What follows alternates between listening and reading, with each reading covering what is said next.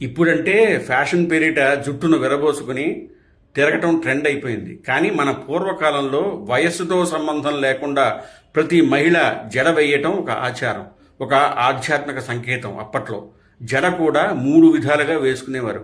2 జడలు వేసుకుంటే ఆమె ఇంకా చిన్నపిల్ల అని, పెళ్లి కాలేదని అర్థం. అంటే జీవుడు ప్లస్ ఈశ్వరుడు సంబంధం విడివిడిగా ఉందని అర్థం. జడ వేసుకుంటే వివాహిత అని అర్థం. అంటే ఆమె తన భర్తతో చేరి వివాహం చేసుకుని భర్తతో కలిసి ఉంటోందని అర్థం. ముడి వేసుకుని కొప్పుల పెట్టుకుంటే ఆమెకి సంతానం కూడా ఉందని, అన్ని బాధ్యతల్ని మోస్తూ గుట్టుగా ముడుచుకుంది అని అర్థం.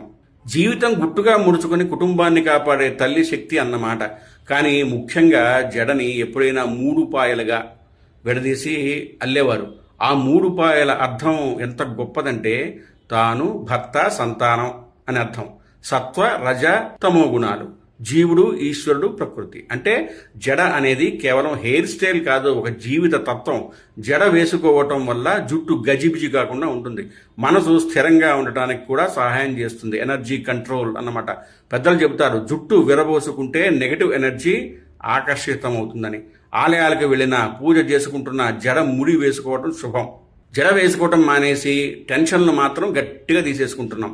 ఫ్యాషన్ కోసం జుట్టు వదిలేస్తున్నాం, కానీ సంప్రదాయం మాత్రం